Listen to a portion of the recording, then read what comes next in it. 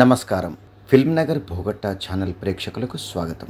2013వ సంవత్సరంలో కెరటం సినిమాతో తెలుగు సినీ రంగంలోకి రకుల్ ప్రీత్ సింగ్ అడుగుపెట్టినప్పుడు బహుశా ఎవరూ ఊహించి ఉండరు ఈ అమ్మాయి పెద్ద స్థాయి హీరోయిన్ అవుతుందని. తర్వాతి కాలంలో పెద్ద పెద్ద హీరోల సరసన నటించారు రకుల్. ఆమెకు సంబంధించిన ఆమె కుటుంబానికి సంబంధించిన ఇంట్రెస్టింగ్ విషయాల్ని ఈ వీడియోలో ఒకసారి చూద్దాం.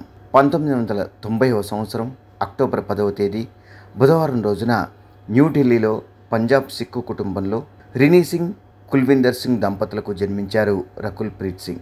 తండ్రి కుల్విందర్ సింగ్ భారత ఆర్మీలో కల్నల్గా పనిచేసి పదవి విరమణ పొందారు. రకుల్కి అమన్ అనే ఒక సోదరుడు ఉన్నారు. ఆయన కూడా ఆర్టిస్టే కావడం విశేషం.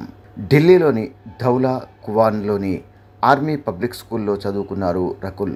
ఆ తర్వాత జీసస్ అండ్ మేరీ కళాశాలలో ఢిల్లీ విశ్వవిద్యాలయంలో విద్యను అభ్యసించారు. రకుల్ మ్యాథమెటిక్స్ హానర్స్ చదువుకున్నారు. 2009వ సంవత్సరంలో గిల్లీ అనే కన్నడ సినిమాతో హీరోయిన్గా తన కెరీర్ని ప్రారంభించారు రకుల్. ఆ తర్వాత 2011వ సంవత్సరంలో కెరటం సినిమాలో సంగీత పాత్ర ద్వారా తెలుగు ప్రేక్షకుల ముందుకొచ్చారు. 2013వ సంవత్సరంలో వెంకటాద్రి ఎక్స్ప్రెస్ సినిమాలో పోషించిన ప్రార్థన పాత్ర రకుల్ కెరీర్కి ఎంతో హెల్ప్ అయిందనే చెప్పాలి.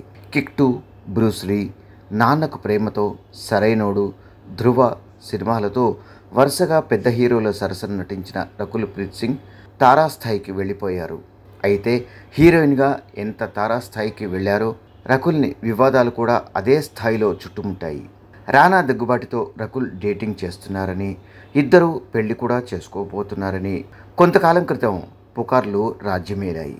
అంతేగాక 2020వ సంవత్సరం సెప్టెంబర్ నెలలో దీపికా పదుకొనే, సారా అలీ ఖాన్, శ్రద్ధా కపూర్ మొదలైన హీరోయిన్లతో పాటు నార్కోటిక్ కంట్రోల్ బ్యూరో వారి విచారణకు రకుల్ హాజరు కావాల్సి వచ్చింది.